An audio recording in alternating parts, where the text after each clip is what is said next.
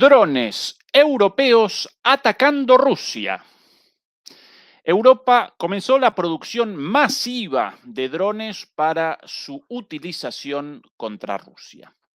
Los acuerdos firmados por múltiples países europeos y Ucrania están generando el envío masivo de drones producidos en Europa, lejos de los ataques rusos, para que posteriormente las Fuerzas Armadas ucranianas acometan a Rusia. De esta manera, Europa está participando cada vez más directamente en la guerra contra Rusia. Las autoridades rusas ya respondieron que podrían comenzar acciones militares contra las fábricas de drones en territorio europeo. Nueva escalada a manos, como siempre, de los europeos en la guerra en Ucrania.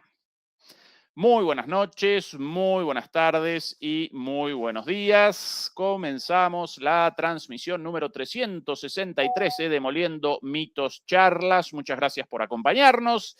Desde Madrid, España, nos acompaña un día antes de lo habitual, en un jueves, el día de hoy, el señor Juan Antonio Aguilar. Querido Juan Antonio, ¿qué tal todo por ahí? ¿Qué tal? Muy bien, un placer como siempre. Es que cada vez estoy más ocupado y ya los días se me descolocan.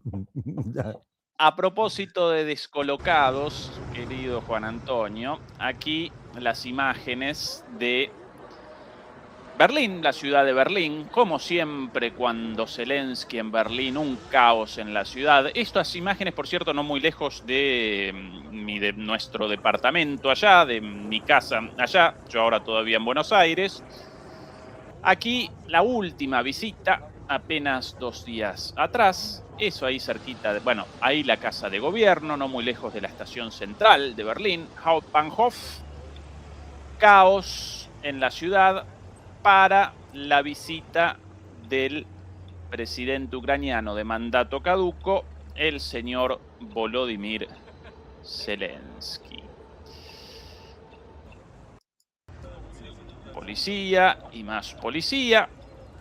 Por cierto, la situación relativa a la seguridad en Berlín cada año peor, pero la policía utilizada para esto, helicópteros sobrevolando la zona. Y ahí finalmente el descenso en un helicóptero de la policía pagado por todos nosotros, más 2 helicópteros en el aire y uno ahí pagado por todos nosotros los contribuyentes en Alemania, independientemente de nuestra nacionalidad, si alemanes o no, intrascendente.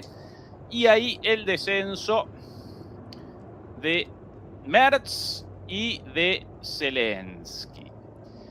Y una vez abajo comenzaron los mandatarios a realizar conversaciones, a deliberar, pero no solo a eso, sino que además recorrieron una exposición de drones. Aquí imágenes. Exposición de drones producidos por empresas alemanas para las Fuerzas Armadas de Ucrania. Distintos tipos de drones, en su mayoría aéreos. Qué lindos ahí, disfrazaditos, decorados con la bandera alemana y la bandera rusa. Qué lindo detalle, qué bonito, ¿eh? Mamita.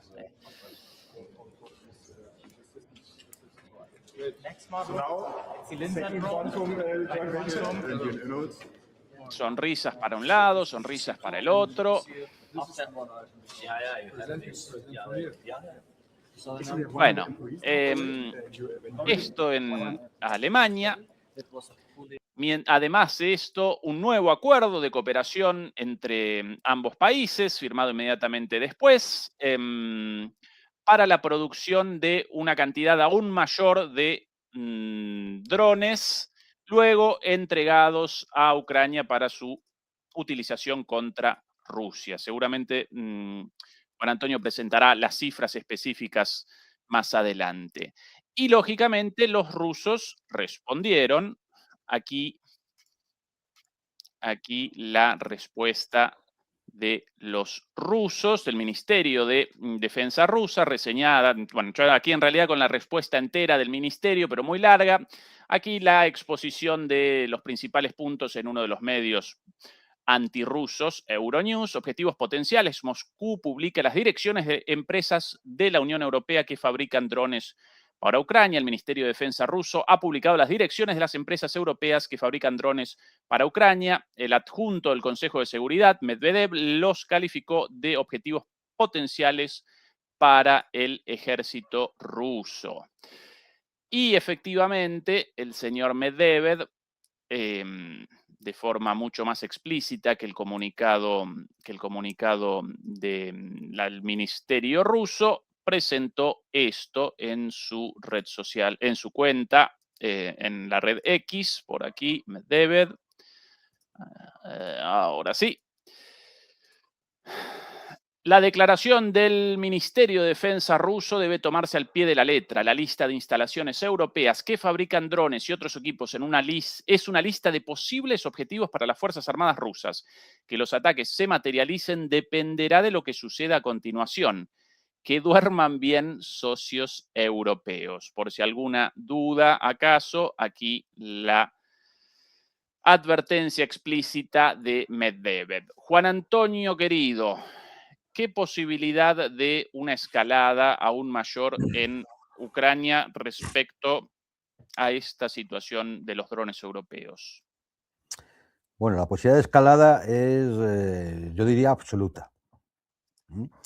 Evidentemente, por mucho que tú satures de drones a Ucrania, eso no va a cambiar la situación en el teatro de operaciones militares.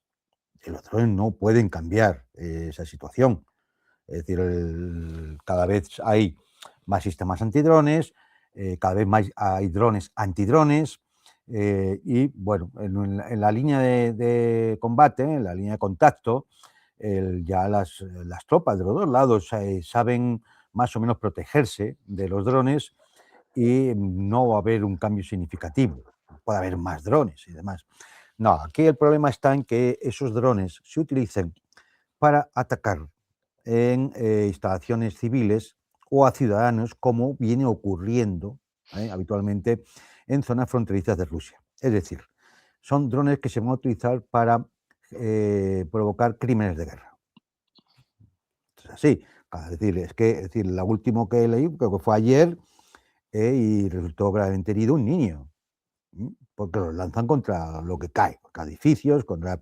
Ellos intentan muchas veces instalaciones petrolíferas, por ejemplo, de gas o cosas así, pero a ver, no hay tantos objetivos para eso, con lo cual al final los lanzan sobre población civil, sobre las ciudades rusas, caigan donde caigan. Esos son crímenes de guerra. A lo mejor una instalación de gas, bueno, podríamos decir que forma parte de ese tipo de instalaciones que pueden tener un uso militar en un momento determinado, ¿no? Podría justificarse de alguna forma, ¿no? Los rusos hacen lo mismo. Pero evidentemente las viviendas civiles en las zonas residenciales de las ciudades no. Esos son crímenes de guerra. Los mismos crímenes de guerra que hace el Estado sionista en Gaza o en el Líbano, o la agresión a Irán. Es el mismo tipo de crimen de guerra. ¿Qué pasa? Simplemente que aquí no hemos visto, por ejemplo, que caigan 2 Tomahawks sobre una escuela de niñas, ¿no? Pero la intención criminal es la misma. Es la misma. Entonces, claro, es decir, esto significa una implicación cada vez mayor de los países europeos en el conflicto. En un conflicto en el que ya es evidente que no se busca ganar en el campo de batalla. Se trata de desgastar, de intentar soliviantar a la propia población rusa, que está cerca o no tan cerca de la frontera ucraniana, y este es el objetivo principal. Y a eso están colaborando los países europeos. Y aquí hay que señalar algunas cosas. Hay que señalar algunas cosas porque esto tiene su peligro. Por ejemplo, no tengo las cifras de todos, pero bueno, allí en Rastein, en la reunión, empezaron todos a soltar dinero, porque para otras cosas no hay, para hospitales, para educación, para infraestructuras, para pensión no hay dinero, pero para cuando se trata de ayudar al pulgón verde, a su camarilla de tiranuelos en Kiev, para eso hay el dinero que haga falta. Esta es la primera cuestión que tiene que plantearse cualquier ciudadano europeo. O sea, no hay, para acometer la pobreza en mi país o las deficiencias en educación, en infraestructuras, en pensiones, en sanidad, pero sí hay para darle a esta pandilla de corruptos y de criminales, ¿no? ¿Vale? Es decir, esto es Bruselas, esto es la OTAN. Bien. Segunda cosa, hay que recordar a los países europeos que si participan en esto se convierten en países agresores, conforme al derecho internacional. Yo creo que alguna vez lo he citado, y lo he citado precisamente con la cuestión del conflicto en el Golfo Pérsico, pero aquí aplica igual. Resolución 3314 de 14 de diciembre de 1964 de la Asamblea General de las Naciones Unidas, votada unánimemente, en el cual viene a definirse lo que es la agresión de un país a otro. El artículo 3, el artículo 1 define lo que es la agresión, y en el artículo 3, punto E, lo recuerdo y lo leo textual, la utilización de fuerzas armadas de un Estado que se encuentre en el territorio de otro Estado, con el acuerdo del Estado receptor, en violación de las condiciones establecidas en el acuerdo o toda prolongación de su presencia en su territorio después de determinado el acuerdo, es un acto de agresión. La acción de un Estado que permite que su territorio, que ha puesto a disposición de otro Estado, sea utilizado por ese otro Estado para perpetrar un acto de agresión contra un tercer Estado, es un acto de agresión. Es decir, cuando se permite el espacio aéreo de los países bálticos o de Finlandia para que pasen los drones ucranianos, se está participando en un acto de agresión. Y por lo tanto son beligerantes.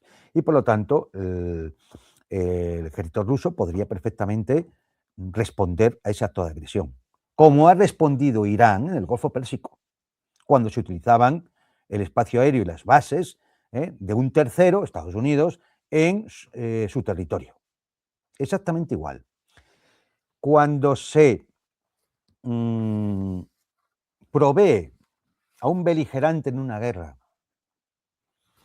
con material que va a ser utilizado, como en este caso, para cometer crímenes de guerra, eso implica al país, a la empresa que lo fabrica y a los directivos de la empresa. Esto no es tontería, estamos hablando de algo que tiene fundamentos legales. Tiene fundamentos legales precisamente en una cosa que se llama Convención sobre la imprescriptibilidad de los crímenes de guerra y crímenes de lesa humanidad.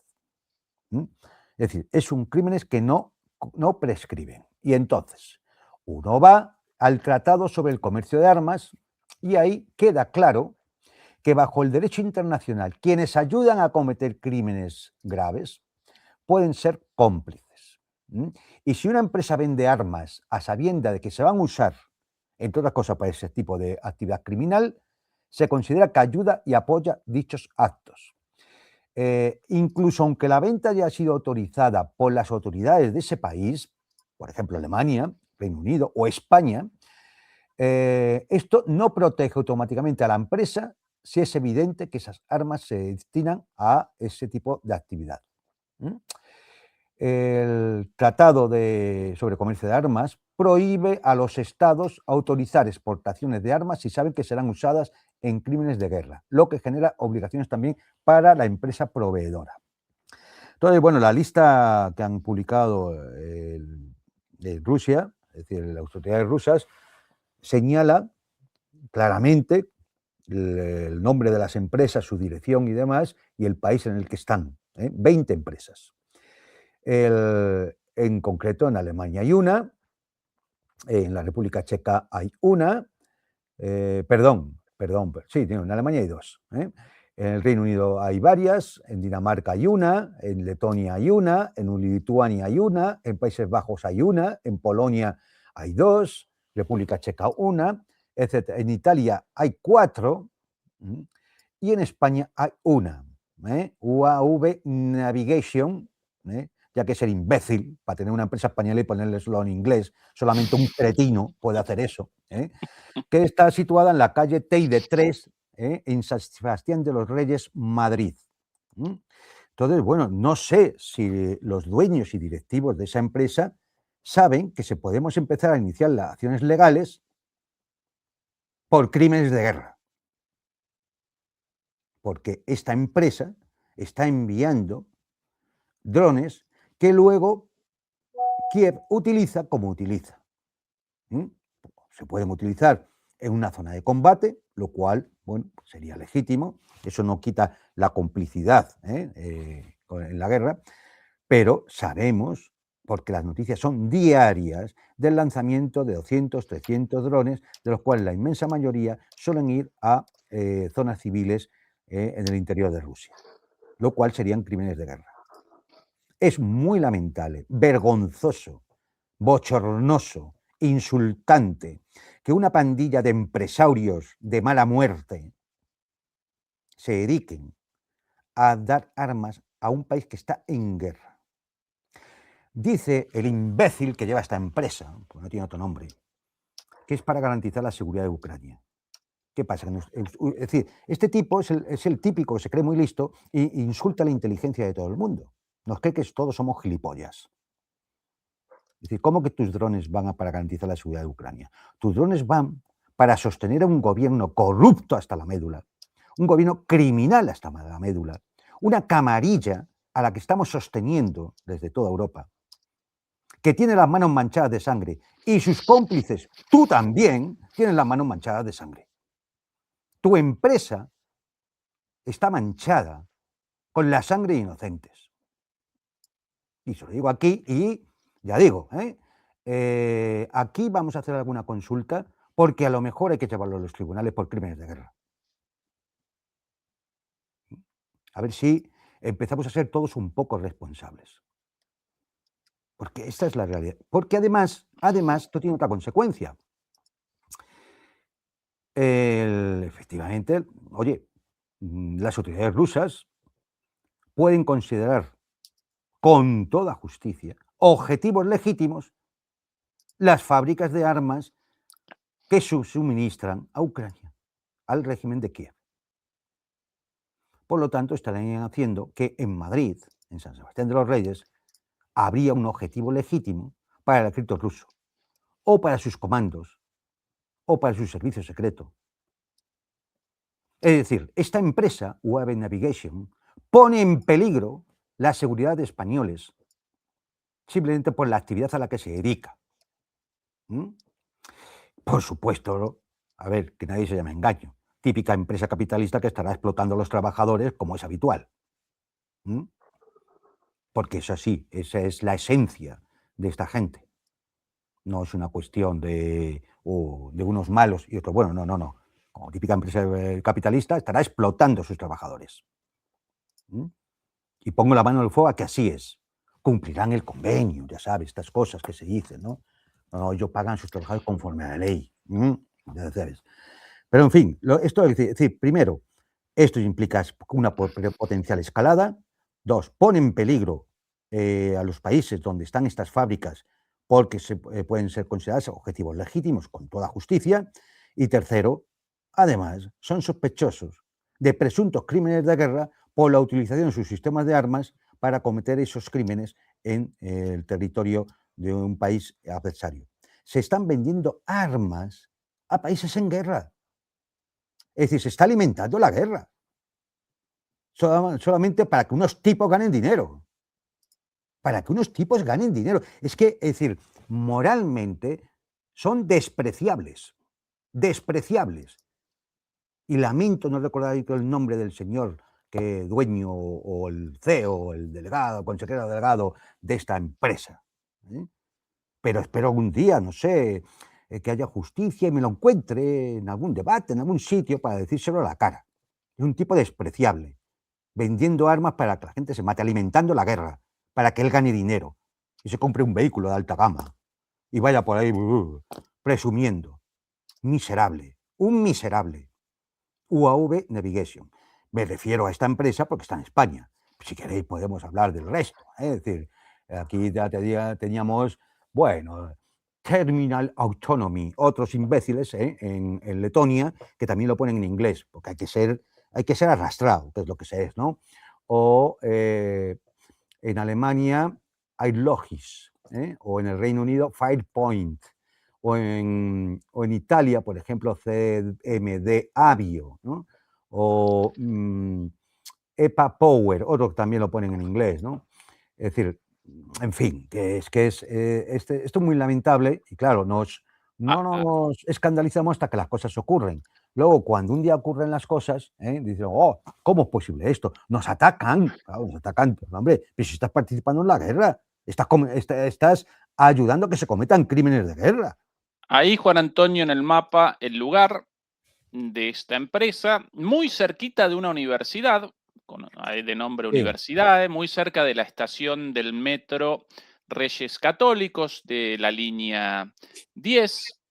A la gente viviendo en los alrededores, bueno, que recuerden en el caso de una tragedia, de una respuesta militar rusa, la razón por la cual, ¿no? Claro, que recuerden que eso es un objetivo legítimo de un potencial ataque ruso, porque ahí se están fabricando armas que sirven para matar civiles rusos, o civiles y militares. Es decir, que la gente que vive alrededor, ahí en San Sebastián de los Reyes, lo tenga en cuenta. Porque el empresario, todos estos miserables, les importa una mierda a la gente. Ellos van a ganar dinero. Sí, aunque sea el dinero manchado de sangre, le da igual. Les da igual quién viva en los alrededores. Si un día los rusos deciden lanzar para allá un misilazo, bueno, a ellos no les va a coger ahí, les cogerá en el club de campo, o les cogerá en algún sitio que ustedes se pueden imaginar. No hace falta que dé detalles. Es decir, entonces, bueno, pues esto es indignante. Que con nuestro dinero, porque ¿de dónde va a pagar Ucrania esos drones? De la ayuda de 90.000 millones de euros que nos van a robar a los ciudadanos europeos para que se enriquezcan toda esta banda de arrastracuernos y bebecharcos de las empresas armamentísticas. O sea, es que es impresionante de verdad. Y lo consentimos, Yo puedo decir que si algún día pasara algo, la tortilla se vuelve, esa empresa iba a quedar absolutamente nacionalizada. Y sus responsables a picar piedras a Montenegro, a los monegros, perdón. A los monegros a picar piedra. O a la Siberia extremeña. Y así le damos un mejor toque. Es decir, hombre, ya está bien. Les da igual todo. Para garantizar la seguridad de Ucrania. Es que hay que tener una cara dura. Hay que tener una cara dura el explotador. Es decir, que es que vamos, en fin, ¿qué te voy a contar? Simplemente eso, advertir Sí. que la gente tenga en cuenta estas cosas, porque no se las van a contar en el telediario, ni se las van a contar en la gusanera mediática. Que tengan en cuenta que al norte de Madrid hay una fábrica que fabrica sistemas de armas para un país en guerra y que por lo tanto es un objetivo legítimo del otro país. Y el otro país no es un cualquiera, no es la pobrecita Ghana o la pobrecita Costa Rica. No, es un país que te puede poner una ojiva ahí, que te la puede colocar. El comunicado del Ministerio de Defensa textualmente presenta lo siguiente, el Ministerio de Defensa ruso. Según la información disponible el 26 de marzo de 2026, ante el aumento de las bajas y la creciente escasez de efectivos de las Fuerzas Armadas de Ucrania, los gobiernos de varios países europeos tomaron la decisión de aumentar la producción y el suministro de drones a Ucrania para lanzar ataques contra el territorio ruso.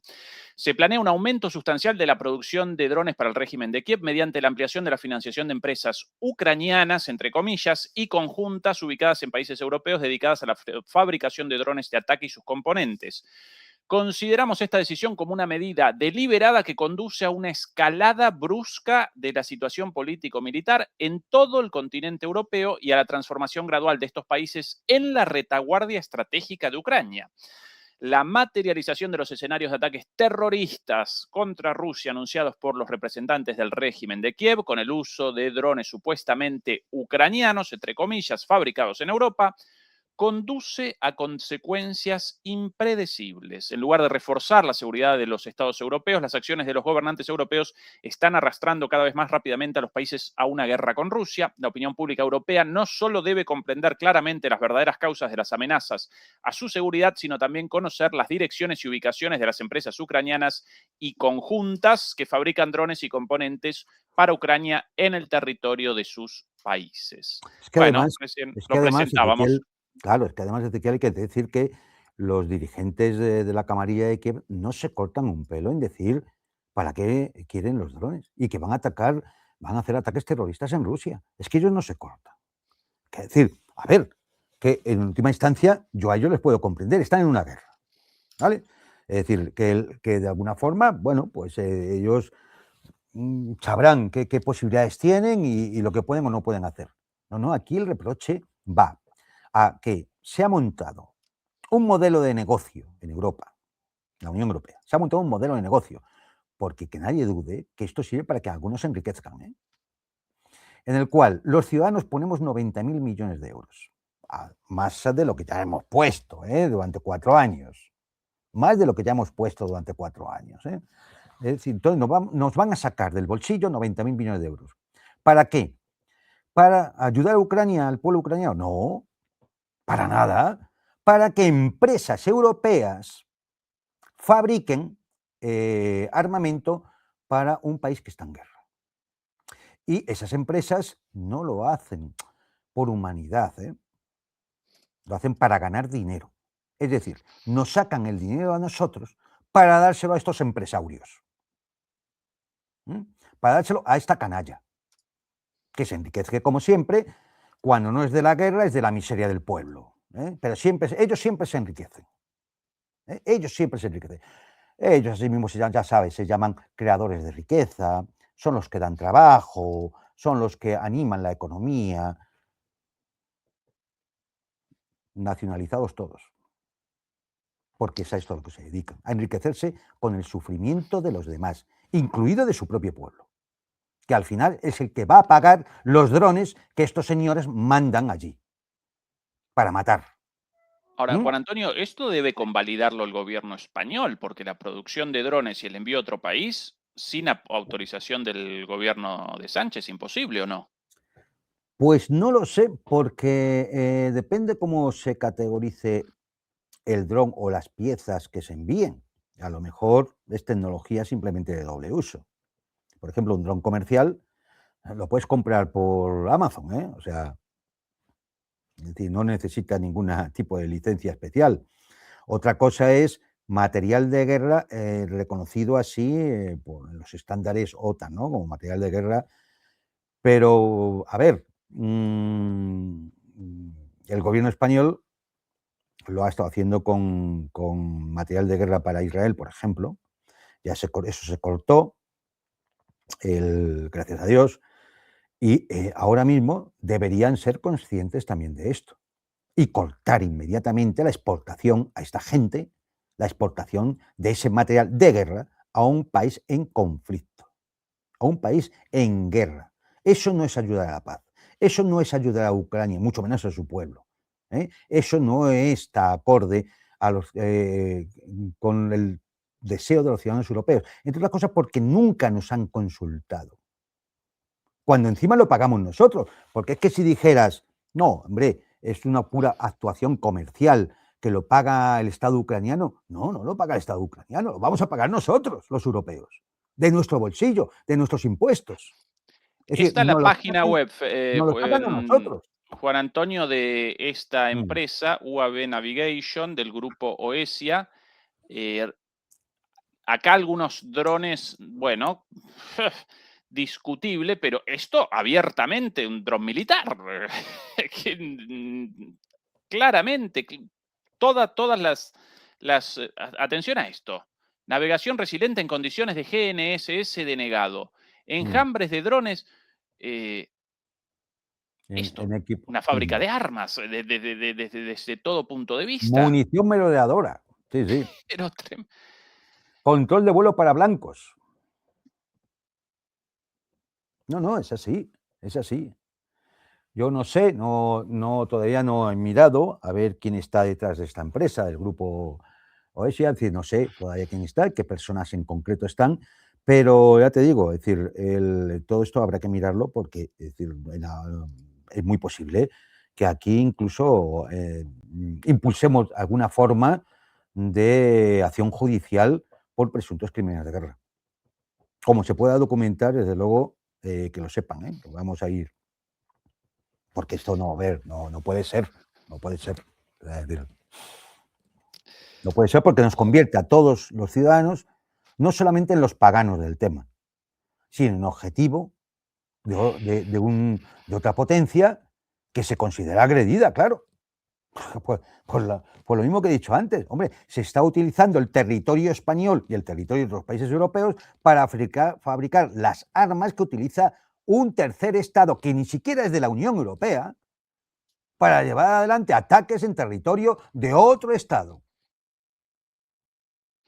Que además, como ya sabemos, esos ataques son terroristas y es que hay una relación extensísima de muertos civiles, incluidos mujeres y niños, por la acción de estos drones de Kiev.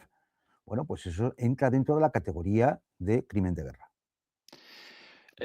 Sin abandonar la guerra en Ucrania, Juan Antonio, ¿alguna posibilidad de una ofensiva masiva de Rusia en los próximos meses con el mejoramiento del clima? Sí, O... evidentemente. Hombre, fíjate, ya solamente con la poquita mejoría que haya habido, solamente en la región de Sumi han avanzado 150 kilómetros cuadrados en un solo día las tropas rusas. Con lo cual, sí, es muy posible que se empiecen a dar condiciones para acelerar de nuevo los avances, ¿no? Porque lógicamente el invierno, diciembre, enero, febrero y parte de marzo, pues el clima no acompaña para ningún tipo de operación militar. Luego hay que tener en cuenta también que, de alguna forma, toda la situación internacional muchas veces ralentiza las operaciones porque hay que enfocarse en otro sitio. En este caso, todo lo ocurrido en el Oriente Medio, de alguna forma, también influye. Es decir, entonces, bueno, sí, habrá que esperar a ver qué es lo que va sucediendo en las próximas semanas. Yo sé que, por ejemplo, la ciudad de Slaviansk ya han empezado a evacuarla. Es decir, el ejército ruso está muy cerca. De Kramatorsk también. Si esto sigue así y al final hay una ofensiva y se toma esa línea, lógicamente en las futuras conversaciones que haya, ya las condiciones han cambiado. Con lo cual, vuelvo a decir, es vuelta a empezar. ¿Qué es lo que pasa cuando las negociaciones se alargan, se alargan, se alargan? Pues que al final se vuelve a empezar.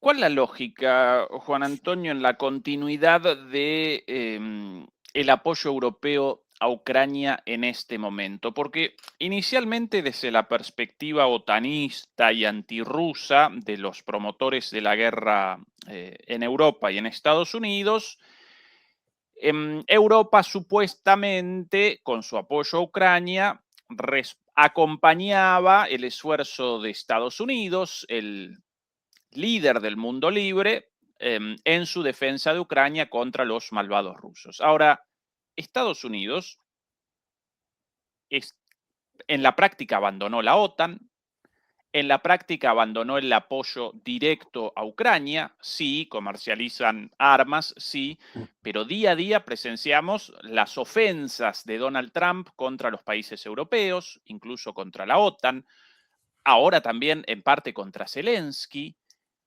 Si ya no determina el, el patriarca estadounidense la obligación de Europa de patrocinar a Ucrania, ¿con qué sentido ahora patrocina a Ucrania Europa, estimado Yo Juan creo Antonio? que, a ver, yo creo que Europa, vamos, Europa, la Unión Europea, la OTAN, a ver, y no hagamos distinción, ¿eh? Cuando hablamos de Unión Europea y la OTAN estamos hablando de lo mismo, de lo mismo. Que la administración Trump se aleje no significa que el resto que está ahí no sean lo mismo de siempre, lo mismo de siempre. Los rusos fuera, los yanquis dentro y los alemanes abajo. Lo mismo de siempre. ¿Por qué mantener el conflicto incluso con unos Estados Unidos en retirada? Porque yo creo que los países europeos de la Unión Europea, de la OTAN, están pensando que a Trump le queda poco, que Trump empieza a estar amortizado, que Trump es un muerto viviente, él no lo sabe todavía, ¿no? Y que está venciendo en todos los escenarios, pero piensan que, bueno, pues posiblemente se empantane en algún sitio, o sea, en el Golfo Pérsico y demás, ya ha creado suficientes problemas, la situación luego en Estados Unidos no va a ir mejor, ha creado una gran fractura política y las elecciones de medio término le pueden salir muy mal. Dicho esto, claro, es decir, la esperanza de esos países, ¿cuál va a ser? Pues que Trump en un momento determinado se vaya, lo inhabiliten, porque como está loco, cualquier día lo inhabilita.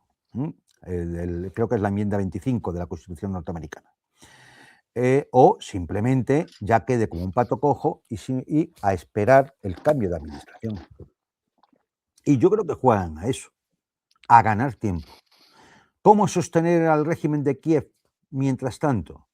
Pues con lo que sea, a intentar pues desgastar a los rusos, es decir, cabrearles, es decir, ponerles alguna complicación. Yo creo que no hay otro juego ya, no hay otro juego ya. Porque, a ver, todo esto de la coalición de los dispuestos, todo aquello, ¿en qué ha quedado todo eso? En nada, porque saben que sobre el terreno la guerra está perdida. Entonces, lo único que pueden hacer es intentarla mantener artificialmente con este tipo de actuaciones mientras se pueda, claro, mientras no haya al final un colapso en el frente y decir, pues se venga todo abajo, ¿no? Pero mientras pueda van a intentar eso, ganar tiempo, a ver si con un poco de suerte se aguanta hasta que haya un cambio en la administración norteamericana. Y ese juego lo están jugando en todos los órdenes, incluido lo que ocurre en el Oriente Medio. Es decir, hombre, vamos a ver, todo el mundo sabe la mamarrachada que ha hecho Donald Trump en toda la cuestión de la agresión a Irán y de dejarse llevar por el ronzal por el Estado sionista. Pero, hombre, que ni uno solo de los países europeos, ni uno solo de los países de la OTAN haya decidido ayudar a Estados Unidos en estas operaciones, no deja de ser sospechoso. No, ni siquiera el Reino Unido. Es decir, ¿con qué están contando? Pues las élites europeas, que son las mismas que las de Londres, están contando que con un poco de suerte se quitan de encima a Trump y volvemos a lo de siempre. Volvemos a lo de siempre. ¿Y Rusia no debería entonces acelerar en este contexto? Esa es la pregunta que yo creo que se está realizando en este momento. Es decir, hasta ahora, bueno, pues Ucrania es Ucrania, es parte del mundo ruso, a pesar de lo tremendo que puede ser la guerra, ¿no? Y que hemos visto realmente con un desgaste 4 años y pico, pues imagínate, ¿no? Pero sí es cierto que el nivel, por ejemplo, el nivel que hemos visto de destrucción en la guerra, en la agresión a Irán y la respuesta iraní, en solo 40 días ha sido tremendo, tremendo. Hay por ahí un cálculo hecho solamente de los costes que ha tenido ya por la destrucción causada y los costes de munición, el despliegue militar, el mantenimiento de las operaciones y todo esto, a los Estados Unidos les puede salir del orden entre 250 y 350 mil millones. No quiero decir lo que le va a costar a Irán, a las petromonarquías del Golfo. Es decir, ese nivel no lo hemos visto en la guerra en Ucrania. Es decir, vale, hay destrucción, son 4 años y pico, por lo tanto, pues poco a poco, claro, el nivel de destrucción va aumentando y el nivel de bajas también, pero no es con la agresividad, por ejemplo, que hemos visto. Por ejemplo, un simple ejemplo, ¿alguien ha visto en Kiev o en alguna ciudad ucraniana algo similar a lo que hemos visto en Teherán? Ni Claro, cerca, ni claro, cerca. ni cerca. Entonces, ahora bien, ya es evidente que el régimen de Kiev es un régimen que está, bueno, pues en la UBI, sostenido artificialmente por los países de la OTAN en Europa. Y esto sí que lo tendría que tener en cuenta y a lo mejor lo que hemos visto es un primer aviso sí lo tendría que tener en cuenta el Estado Mayor ruso, porque a lo mejor empieza a pasar el tiempo en el que hay ya que tener muchas contemplaciones. Hombre, a lo mejor pues hay que tener una manga más ancha o ser más moderado si tienes que realizar operaciones contra la propia Ucrania, porque es parte del mundo ruso. Pero contra los demás,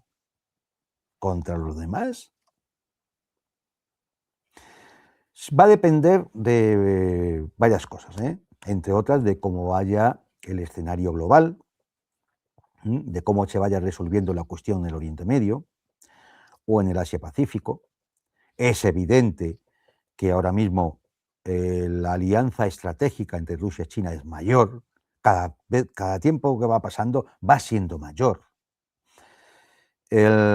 Con Irán igualmente, y hay otros actores en la zona, ¿no? Es decir, desde Corea del Norte hasta Pakistán y demás, que pueden en un momento determinado, la propia Turquía ha amenazado a Israel. Es decir, hay toda una serie de cosas que ya hay que ir viendo, pero efectivamente en un momento determinado, aprovechando que Estados Unidos no va a estar en disposición de poder atender muchos, vamos, más de un frente, ya lo hemos visto, no va a poder atender más de un frente, la incapacidad de los países europeos para acometer una guerra industrial de desgaste, porque claro, si lo único que te vas a limitar es a fabricar drones, pues a lo mejor el Estado Mayor ruso toma la decisión de, oye, aquellos objetivos legítimos que sirven para el mantenimiento de la guerra, pues igual hay que acometerlos. Y es que, vamos a ver, ahora mismo ya no hay negociaciones. ¿Nadie se ha dado cuenta que ya no hay negociaciones entre Rusia, Ucrania y la intermediación de Estados Unidos? Se han paralizado completamente las negociaciones. Por lo tanto, si no hay perspectivas ahora mismo, al menos a corto o medio plazo, de que se vayan a reanudar y puedan tener continuidad esas negociaciones, el Estado Mayor ruso lo que tiene que pensar es en acelerar la guerra. No hay más. Y agotar más a la OTAN, ¿eh? Es decir, cuando digo acelerar la guerra, no se trata de lanzar varios misiles nucleares para acabar la guerra. No, no, no, no. Se trata de acelerar la guerra para agotar más a los países de la OTAN, que ya bastante agotados están. Es decir, porque de todos estos proyectos de 120.000 drones para este año, no sé qué, luego hay que ver lo que se convierte en realidad. Pues claro, la industria tampoco da para más, ¿eh? Yo no sé lo que construirá esta empresa española, pero vamos, es decir, me lo puedo imaginar. Gente como Karaganov vaticinan una guerra directa entre Rusia y Europa. Yo Sí, sinceramente, y a pesar de que lógicamente no me congratula en absoluto el diagnóstico, cada vez acompaño más esta perspectiva. tiene toda la pinta. Ahora bien, Rusia en este momento podría, entre comillas, acelerar en un momento de mayor vulnerabilidad de sus agresores europeos debido al estancamiento de Estados Unidos en Irán, debido a la situación de Ucrania con Trump, debido a, bueno, a la debilidad actual, la debilidad relativa de Europa. Podría ahora seguramente más que en el futuro. Ahora, ¿en qué medida una confrontación ahora directa contra Europa sin un escenario de guerra total podría generar los objetivos de Rusia? Porque algún ataque específico contra, por ejemplo, una fábrica de armas europea utilizada contra Rusia no va a determinar el fin de el giro armamentista de No. Europa, ni mucho menos. O dicho de otra manera, ¿de qué manera podría Rusia militarmente generar la salida de los señores y las señoras de la guerra como Ursula von der Leyen, como Merz, como Kaja Kallas? Ahí el dilema, ¿en qué medida te ayudan las armas a un objetivo político? Y muchas veces un ataque militar puede generar en la población precisamente lo contrario. Esa es la cuestión también, ¿no? Evidentemente, eso es lo que hay que calibrar cuando se realice un diseño de una posible campaña. hay que tener en cuenta una cosa. Si hay un choque directo OTAN-Rusia, el comportamiento de Rusia no va a ser el de Ucrania, con el que ha tenido con Ucrania. Eso podemos tenerlo por seguro. Es decir, a mí se me ocurren cosas que podrían empezar. Por ejemplo, un ataque hipersónico, Dios sabe con qué ojiva, incluso a lo mejor puede ser con ojivas nucleares tácticas, contra las principales bases de la OTAN. Y luego un ataque en profundidad a determinadas infraestructuras, fábricas de armamento y demás. Incluso a lo mejor contra ciertos centros de decisión, de mando, de control de la OTAN y de sus gobiernos. Simultáneamente, en estos momentos, lo ha alertado la propia prensa norteamericana. Igual en un choque así, ya, es decir, en una situación ya límite, oye, una explosión en altura y el 80% de los misiles, de los satélites que sirven para temas militares y para lo que no es militar, se irían al carajo. Una explosión en las capas altas de la atmósfera. Europa valdrían 3 armas nucleares en las capas altas de la atmósfera para que se generara un pulso electromagnético y al carajo toda la electrónica, todas las comunicaciones europeas. Si eso se acompaña simultáneamente a un ataque sobre las bases principales europeas, ¿qué capacidad de reacción tendría Europa ahí? Y eso, Juan Antonio, pero eso también afectando a Estados Unidos. Y ahí entonces el problema de no generar una provocación para Estados Claro, Unidos. claro, no, por eso yo creo que serían ojivas tácticas en Europa. Es decir, serían ojivas tácticas en Europa, no en las capas altas, ya en lo que decía, a la altura de, por ejemplo, donde está la Estación Espacial Internacional, ¿no? Porque eso provocaría efectivamente poner fuera de servicio al 80% de los satélites, donde habría satélites chinos, norteamericanos y de otros países, ¿no? Claro. Pero, pero lo que sí tienen que ser conscientes los Estados europeos es que en un momento determinado se pueden quedar ciegos, tontos. Tienen que ser conscientes de que 3 armas de pulso electromagnético sobre Europa a determinada altura, en función de los conos de proyección que tuvieran ese pulso, puede dejar prácticamente a toda Europa fuera de juego. Desde el punto de ¿Eso vista no electrónico. generaría consecuencias sobre la superficie, sobre las No, no, las no, nada, poblaciones? Nada. nada, nada. Eso, simultáneamente, un ataque hipersónico sobre las principales bases de la OTAN. Bueno, pues a ver qué. ¿Qué va a hacer? ¿Qué haría Francia? ¿Sacar sus armas nucleares? O sea, es decir, yo no sé si, es decir, por supuesto, yo no sé si la clase política esta es como es tan, no sé cómo llamarla, pues igual le da igual. Ellos deben de pensar que ellos tienen sus búnkers y en última instancia sus chalés en Miami. Pero los ciudadanos europeos tendrían que ser conscientes de esta situación, que no se la están explicando. Cada vez que sale una información como de las fábricas de drones, los ciudadanos europeos, españoles en concreto en este caso, no tienen ni idea de dónde nos están metiendo. Ni idea de dónde nos están metiendo. ¿Qué pasa? Que seguimos el caminito y además ponemos el dinero, ¿no? Como aquello de, es decir, pago la piringa y además la cama, ¿no? Pongo la cama también. Es decir, esto es lo que tendríamos que estar. Vamos a ver que no está, es decir, no se puede jugar con una potencia nuclear y menos con la mayor potencia nuclear del mundo. Armada con vectores hipersónicos que pueden estar en minutos en Madrid. En minutos. Una Vanguard a 30 y tantos Mach. Oiga, cojan un lápiz y un papel, ¿eh? No hay que hacer muchos cálculos, ¿eh?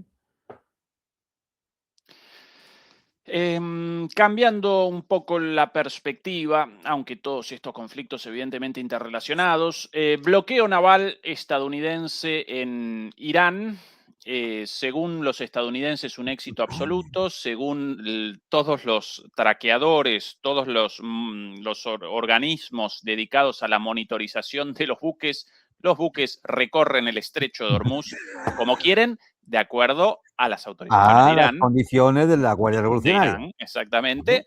Pero, bueno, ¿cuál tu interpretación, más allá del éxito o fracaso, cuál el sentido de esto, de la decisión de Trump de esto, Juan Mira, Antonio? esto es una decisión desesperada e inútil. Solo sirve para la propaganda interna. Solo sirve para que un chisgarabis como Peter Hesed diga que el estrecho está controlado y no sale un solo barco allí porque nuestra armada, nuestra Navy, no les deja. Y claro, pues habrá parte de la población norteamericana, pobrecilla, que solo se informará por los medios habituales, que se lo debe creer.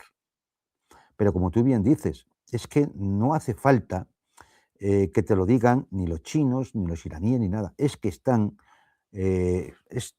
accesibles esas páginas que monitorean los vuelos de los buques, igual que se monitorean los vuelos de los aviones.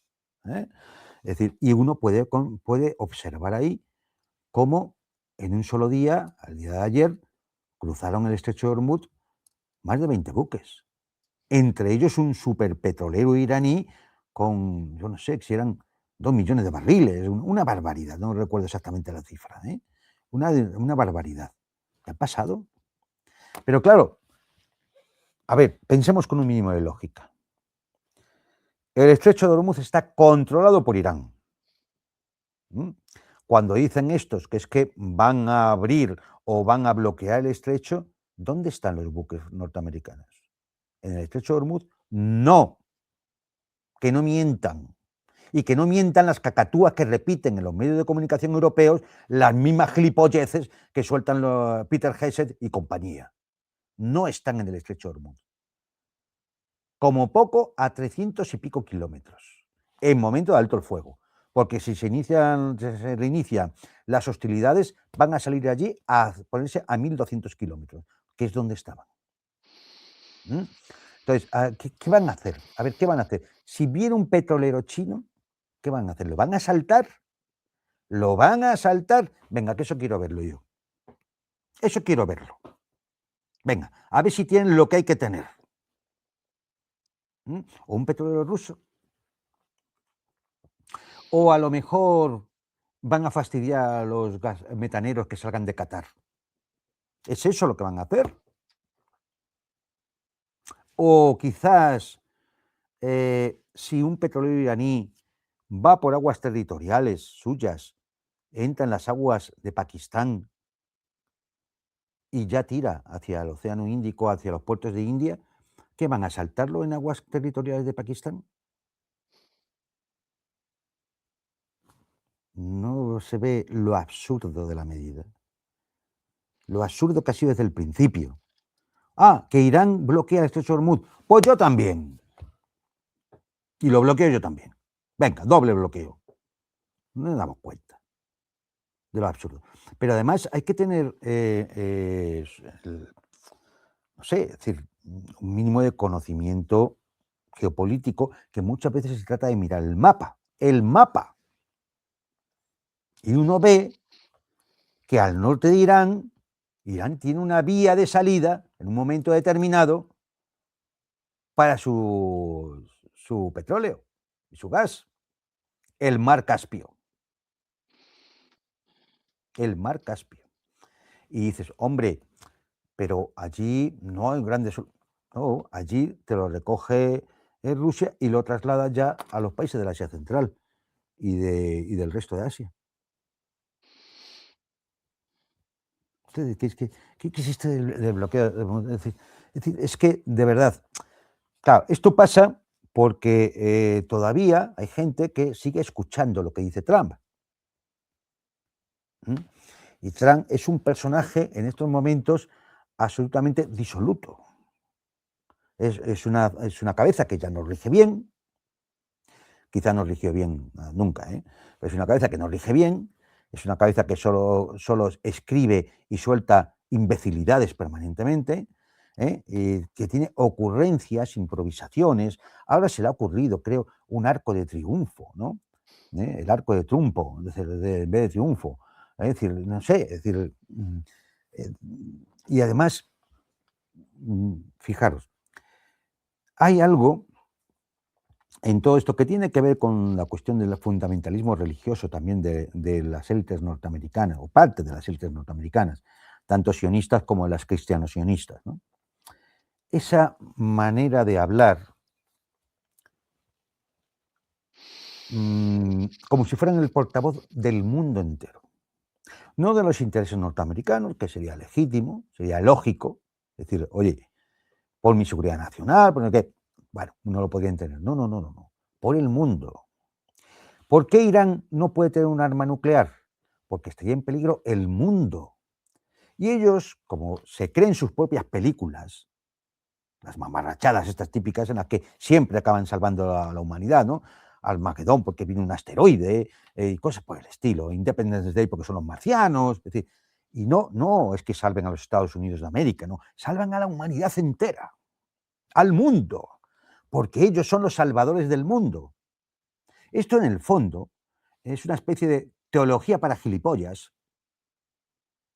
que ven películas norteamericanas. Bueno, ¿qué le vamos a hacer? Y entonces los salvadores del mundo pues nos sueltan todo este tipo de chorradas, pero claro, te das cuenta que el momento que aplicas un mínimo de racionalidad, de criterio y de rigor, no funciona. Y esto del bloqueo de Hormuz se lo debes de creer pues en algún canal de noticias económico o alguna cosa así, pero no funciona, hombre, por favor. A propósito de Somos esto, ridículos. Juan Antonio, esto lo sucedido el día de hoy, esto verdaderamente, aún para un desquiciado como Peter Hegseth, ¿recuerdan la película Pulp Fiction? Película de Tarantino, Sí, si no sí. recuerdo mal, película muy buena. ¿Recuerdan que entre las muchas historias retratadas allí también presentaban la historia de dos pistoleros, si no recuerdo mal, Denzel Washington uno y John Travolta?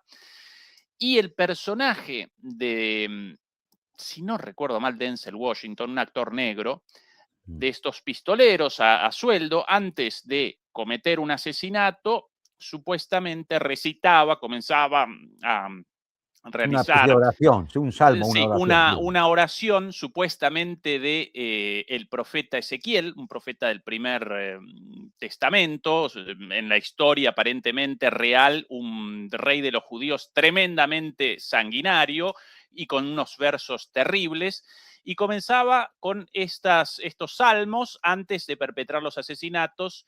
Bueno, pero claro, Pero hay los que decir presentaban. que el salmo es inventado, ¿eh? Que efectivamente presentaban un salmo inventado, y Claro. este impresentable de Pete Hegseth hoy comenzaba así. Start 25:17 and it reads and pray with. Recemos con el Salmo 25:17, una cosa así, también el número inventado en la película, y comienza con el The path of the downed aviator is beset on all sides. a la izquierda el pedazo el fragmento de la película, no lo puedo presentar, pero hasta copiado no solamente el salmo, sino también el número inventado. And I will strike down upon thee with great vengeance and fury. Y todos ahí, todos conmovidos. Es aparentemente su familia con una nenita llorando. No lo voy a presentar eso porque pobre la nenita con ninguna responsabilidad de esto. Bueno, no quiero más imágenes porque la censura en YouTube. Sí. Juan Antonio, estos tipos. A ver, pero Hegseth es un terror. peinabombillas, es un orate, es un peinabombillas. Es decir, es un tipo, un lunático, un chiflado. Y como es un país que se cree las películas, es que se la cree lo que decía antes de que ellos son los salvadores de la humanidad, porque han hecho películas de eso. Entonces, bueno, pues aquí, pues es decir, se debe pensar que efectivamente eso era un salmo, de verdad. Claro, el que se las da de tan católico se ve que no ha buscado el salmo en la Biblia, ¿eh? O sea, lo ha cogido de la película. Claro, es que te indica qué tipo de personajes son. O sea, yo a estas alturas, ¿por qué digo muchas veces que considero que Trump es una persona que ya no tiene la cabeza en su sitio? Es que cualquier político, cualquier presidente de los Estados Unidos que tuviera un mínimo de racionalidad, de dos dedos de frente, que fuera consciente, que tuviera todas sus facultades mentales en orden, a este tipo, Peter Hegseth, lo había echado ya hace tiempo. Lo habría echado. O sea, este personaje no puede ser el jefe del Pentágono. El jefe del Pentágono. O sea, es que no. A ver, ¿qué nos lleva las cuestiones de comercio o los ferrocarriles norteamericanos, ¿no? Que lleva el Pentágono. Este es el personaje. O sea, un orate, un peinabombillas. O sea, un personaje, bueno. Además Un de botarate. su historial de bueno, claro. ¿no? Predisposición, ¿no? Abrazafarolas de profesión. Y también aparentemente violento con las mujeres y con denuncias por violencia contra más de una mujer. Lamentablemente, cuando uno es una abrazafarola, suele ir unido también al maltrato a las mujeres. Juan Antonio, alto el fuego teórico declarado por Trump unilateralmente entre Israel y el Líbano. Curiosamente, no entre Israel y Hezbollah, el actor en conflicto con Israel, no el gobierno del Líbano. Pero bueno, esa es la declaración de Trump de hoy. Aparentemente las partes las van a convalidar. ¿Qué interpretación de eso, Juan Antonio? Bueno, pues un alto el fuego que depende única y exclusivamente de Israel. El Hezbollah puede aceptarlo a sabiendas de que no puede quitar el dedo del gatillo, porque en un momento Israel lo va a incumplir, como ha incumplido el resto de altos el fuego. O sea, que es que esto también tiene una demostración empírica, solo hay que tirar de la hemeroteca. Es decir, si ha incumplido todos los altos el fuego en Gaza, en Líbano, en Cisjordania, anteriores, ¿por qué iba a respetar este? ¿En base a qué? No, esto es otra...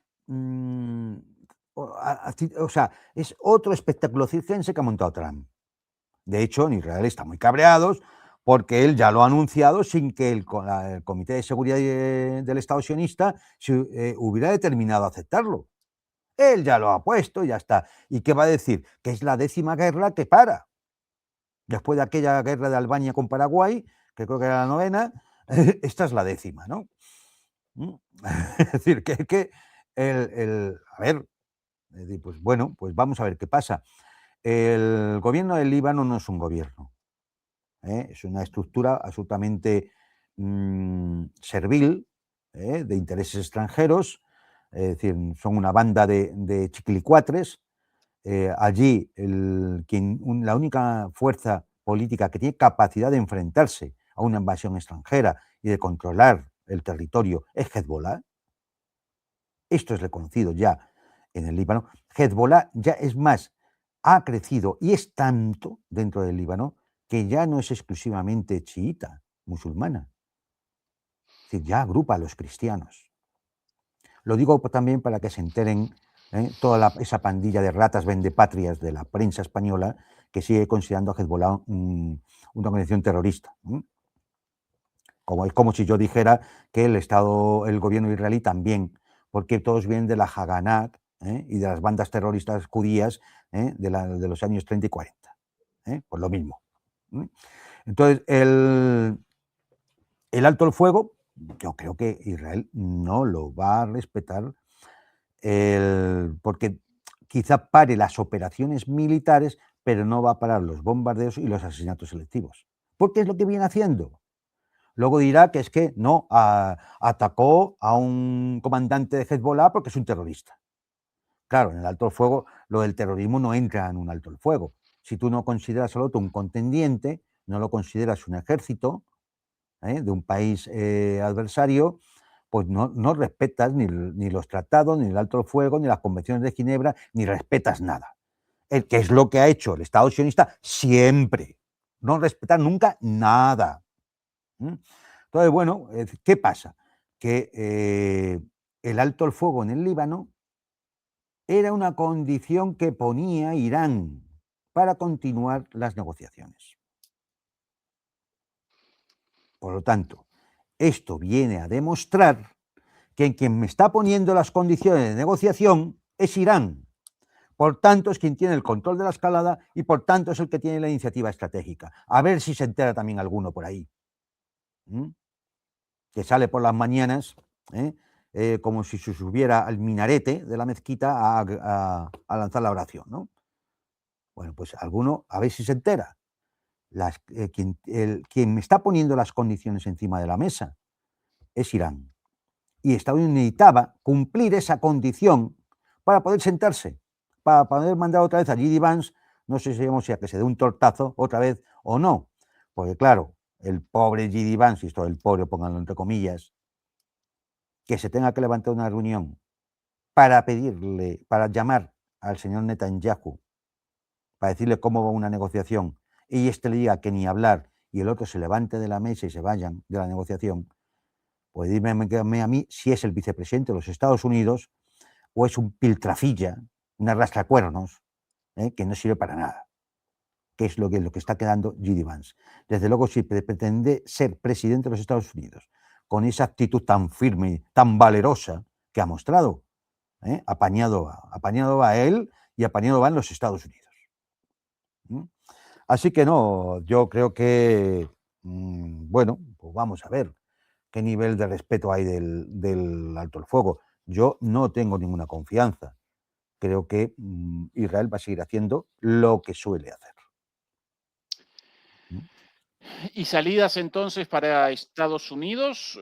Porque más allá de lo No, efectivo, ¿no? Trump va a sí. decir que el alto el fuego se está cumpliendo a rajatabla, que el estrecho de Hormuz lo tienen cerrado y que han ganado la guerra ya 11 o 12 veces, creo que lo ha dicho. Pero la situación en el campo de batalla bien distinta. Salidas para Estados Unidos, Juan Antonio, en esta encerrona generada por ellos mismos. No tiene salida. ¿Y entonces? No tienen salida. Es decir,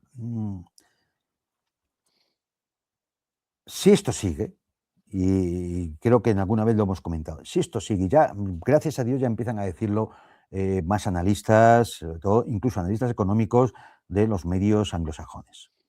Si esto sigue así 6 semanas más, no metemos en una crisis sistémica. Si esto, ya con el daño realizado, vamos a ver dentro de unos meses las consecuencias. Las consecuencias, porque todo el mundo ahora va a tener que pujar por un petróleo y un gas en el cual en el mercado hay 20 millones de barriles de petróleo menos y un 25% menos de gas. Y todo el mundo va a pujar por comprarlo, porque lo necesitan para su economía, para su industria, para sus servicios. Eso va a implicar una subida de precios reales, no el mercado especulativo, donde los amigachos de Trump hacen dinero subiendo y bajando los precios. Apostando en corto y vendiendo y comprando. Sino los precios reales. Los de verdad, lo de yo llevo el barco, llénenmelo de petróleo, ¿cuánto cuesta? Esos. Vamos a ver. Es tal la situación de preocupación que simplemente un detalle. España ha comprado gas a Rusia este mes. Vamos, sí, este mes. Yo creo que desde 2022 no se había comprado, desde el comienzo de la operación militar, tanto gas a Rusia.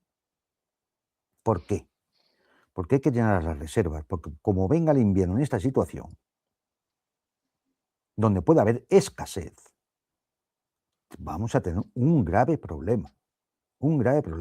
Y esto ya tiene poca solución, porque ya hay un daño hecho. Si seguimos, el daño va a ser mayor. Y eso Trump lo tiene que saber. Al menos sus asesores le habrán dicho, está la situación. Con lo cual, esto le obliga racionalmente hay que salirse de ahí. ¿Cómo? Con un tratado con los iraníes que yo pueda salvar la cara y vender esto como una victoria. Aunque la victoria sea de Irán. Pero claro, esto Irán lo sabe. Y entonces quiere sacar el máximo de esos 10 puntos que estaban en la mesa de negociación. ¿Hasta dónde está dispuesto a ceder Trump en esos 10 puntos? Esa es la cuestión. Y luego está la cuestión Israel. ¿Va a permitir Israel eso? ¿Van a permitir los lobbies sionistas en Estados Unidos que Trump pueda tener esa salida? ¿Las élites globalistas europeas y norteamericanas van a permitir que Trump se salve cuando a lo mejor ven que ya puede caer?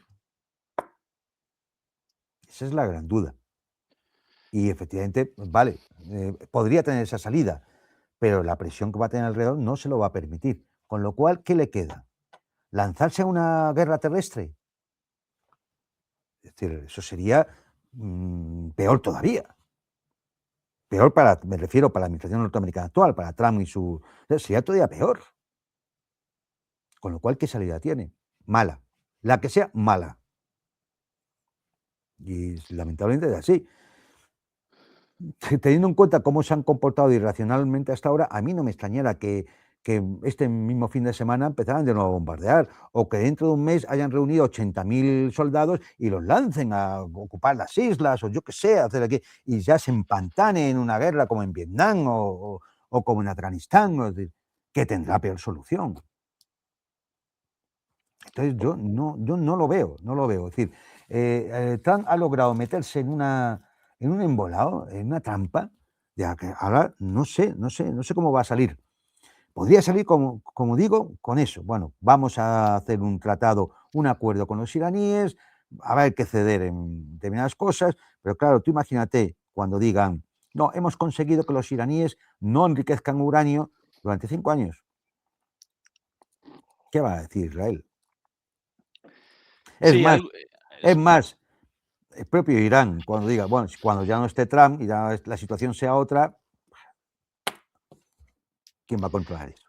en algún momento, cuando repentinamente, después de la amenaza de la eliminación de la civilización persa del mundo, repentinamente Trump generó un alto el fuego. Algunos analistas presentaban eso como una oportunidad de salida, presentaban la derrota como la vía de salida. ¿No? Derrota decorada, obviamente, para la Claro, audiencia estadounidense. él dirá que ha ganado, que Efectivamente, los pero ahora gobernantes ni de... siquiera eso, Juan Claro, Antonio, porque si no convalidan la derrota los israelíes, tampoco puede el claro, propio Trump. Entonces él atrapado por todos lados, en jaque por todos mate, ¿no? lados, por todos lados. Es que aquí lo increíble, yo no sé, es decir, tendría que buscarme a buscar qué antecedente histórico puede haber de esto. Lo increíble es que la potencia hegemónica no solamente es que pierda la iniciativa estratégica,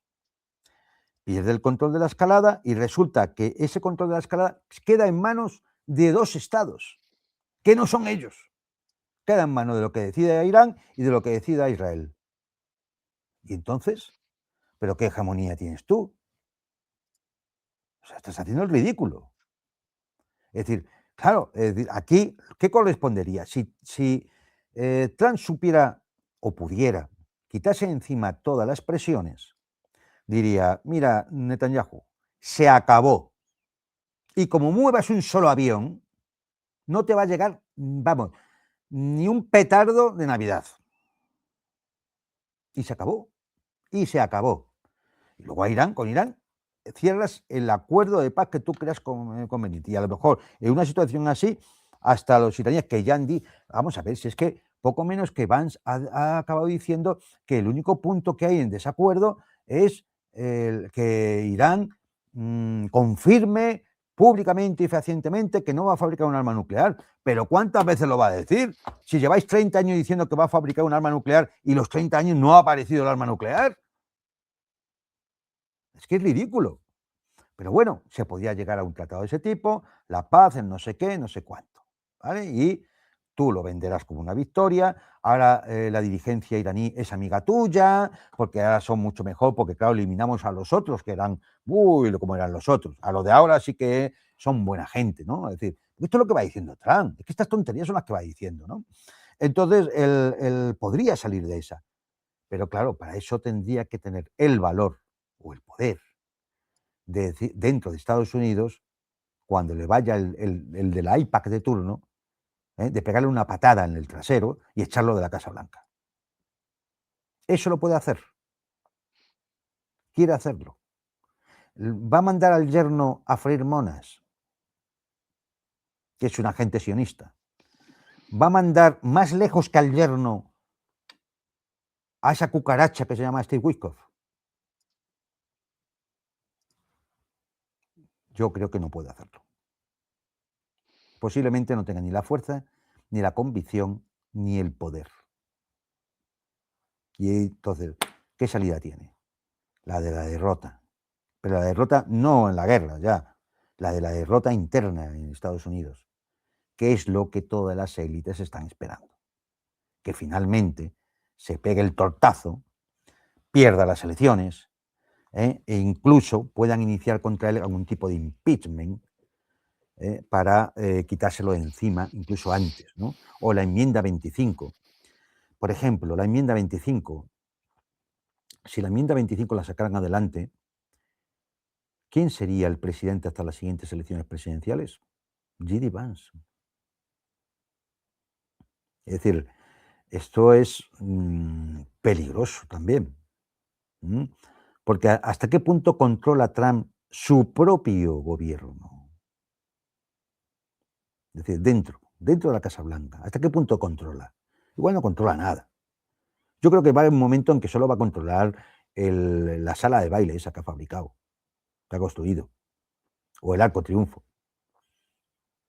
Él se cree lo de Jesucristo con la mano puesta allí, del meme ese que publicó. Él se cree eso y le ponen la mano encima a todos los chalaos estos que van allí, de fundamentalistas cristianos sionistas. Pero la realidad es que en su pellejo no me fiaría ahora mismo ni siquiera de los que le rodean en la Casa Blanca.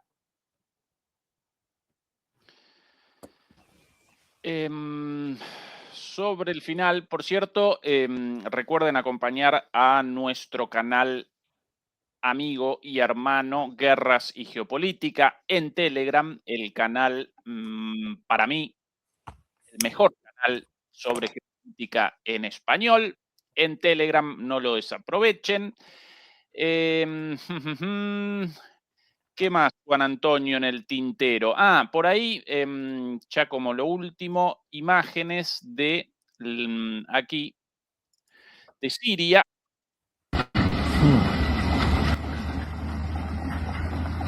Una virilla, si no recuerdo mal. Estas las imágenes de la salida de los Estados Unidos de una base militar en Siria. De los últimos. Efectivamente. Con, lógicamente, la destrucción de los restos en esa base.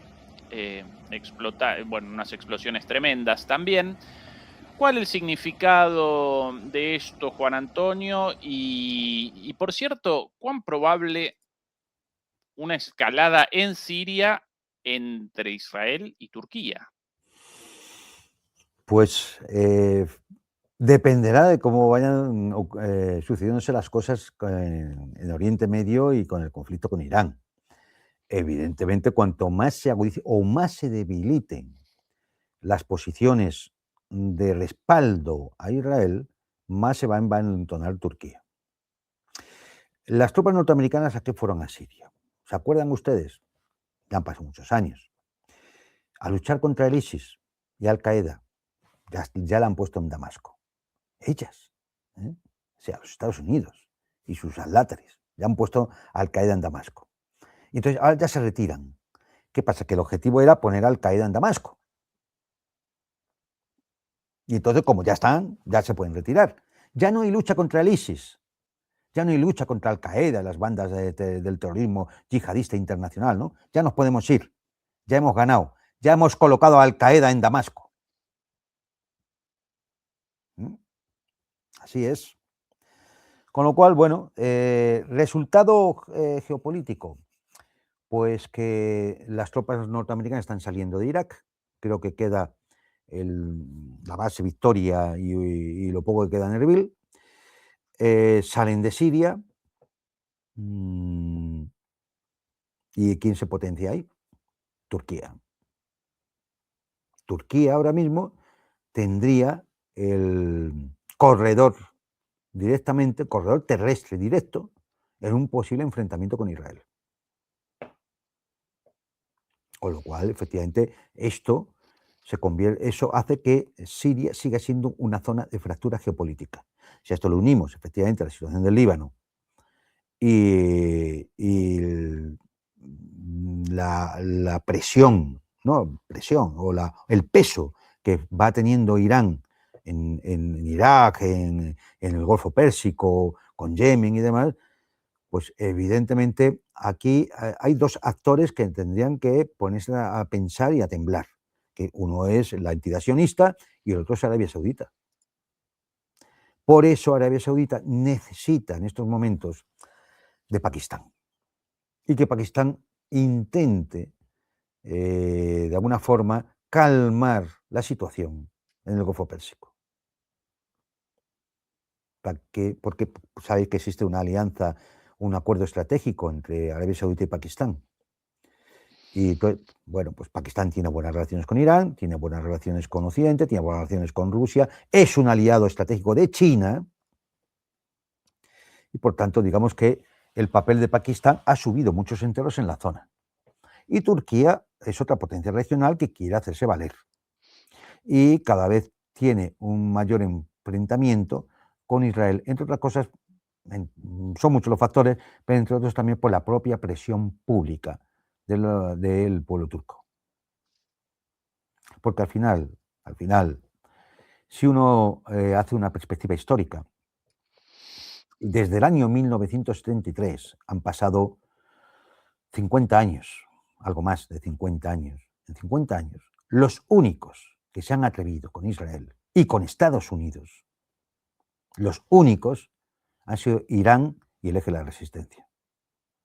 Y eso, queramos que no, entre las masas árabes, entre las masas musulmanas, tiene un peso específico muy grande.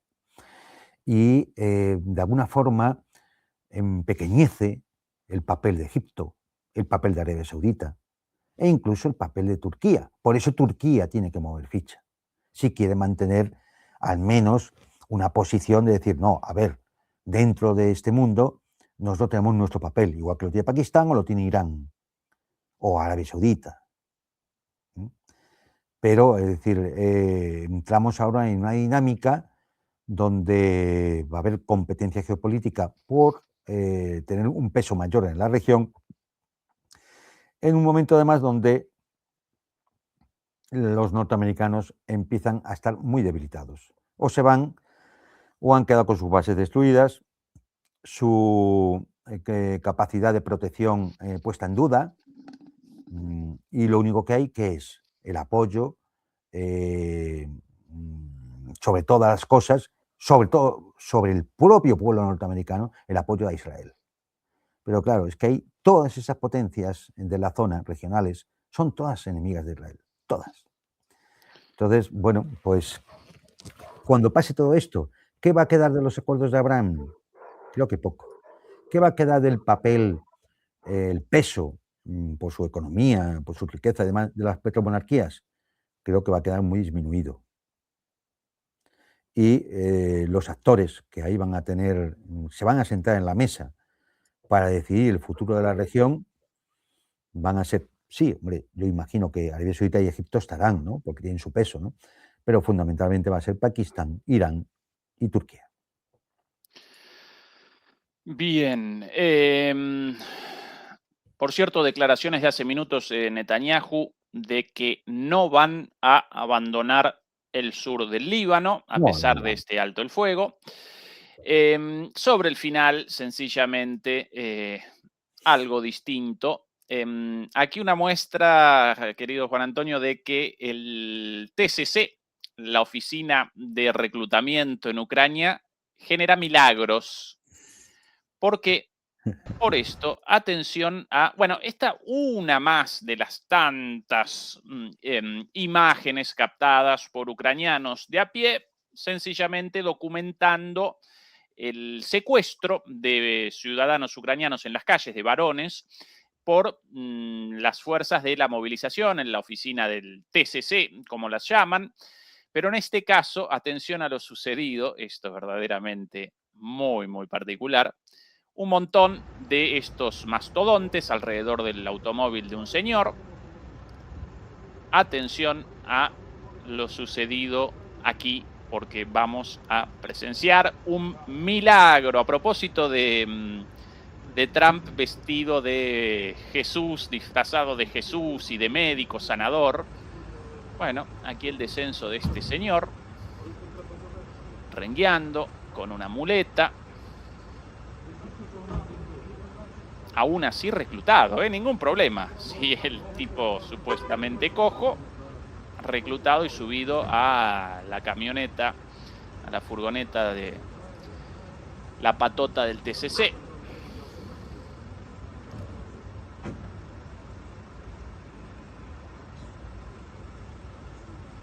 Pobre señor, rengueando en una pierna, con su teléfono en la mano. ¡Epa! ¡Milagro, Juan Antonio! ¡Qué genio! ¡Qué genio! Milagro y todos los mastodontes del reclutamiento corriendo detrás de él. Bueno. Hombre, esto hay que decir... Una graciosa de tantas pegas, ¿no? Está muy bien porque lo tienen que ver los fabricantes de drones, entre ellos UAV Navigation, para lo que sirve su apoyo a Ucrania. A Ucrania no, al régimen del dictador Zelensky, que como sabemos, es decir, es presidente ya porque sale el de las narices, porque su mandato acabó ya hace tiempo. Y por supuesto, habrán observado que no hay elecciones, pero ni previsión de hacer elecciones. De hecho, Juan Antonio, más allá de del personal de reclutamiento, paramilitar más que militar, de los ucranianos de a pie, del pueblo ucraniano, por un lado visible el señor escapando, por otro lado la persona filmando el video, y atención a una cosa captada acá, cuando este señor corriendo, detrás de él, uno de los reclutadores corriendo detrás de él, y ahí pasando una señora, una pobre señora con las compras en la mano, y la señora lo quiere ayudar al tipo, obstruyendo el camino del otro, una pobre vieja. Hay un montón de vídeos donde son las mujeres las que liberan a la gente que secuestran por la calle para mandarla al frente. Hay un montón de vídeos. Es decir, así es. Pero bueno, este es el régimen al que apoyan toda esta gente que se enriquece mandando armas para allá, ¿no? Es decir, sí. Muy bonito, ¿no? Una democracia ejemplar. De hecho, es que está Ursula von der Leyen, que no vive en sí misma esperando de poder integrar a la dictadura ucraniana dentro de la Unión Europea. Es de verdad, es decir, en el fondo dan ganas de vomitar del asco que da toda esta gentuza. Sí. Hace 2 semanas, durante una conversación, una charla con Juan Antonio, YouTube determinó la censura de este canal. Finalmente reactivaron la posibilidad de las transmisiones debido a que, lógicamente, no habíamos cometido ninguna infracción de ningún tipo. Simplemente recuerdo esto para que nos acompañen en nuestro canal en Patreon, donde presentamos lo que no podemos presentar en esta plataforma debido a la censura. El enlace aparece en la descripción, también los enlaces a todos los lugares de trabajo en los cuales pueden acompañar a Juan Antonio con sus análisis, naturalmente también. Dicho esto, querido Juan Antonio, hasta la semana próxima. Juan Antonio con su programa los días lunes y nosotros por lo general con las charlas los días viernes, cuando no aparecen cuestiones intermedias y las reacomodamos como el día de hoy. Querido Juan Antonio, un abrazo como siempre. Saludos y hasta la próxima. Hasta la próxima, entonces. Un saludo a todos.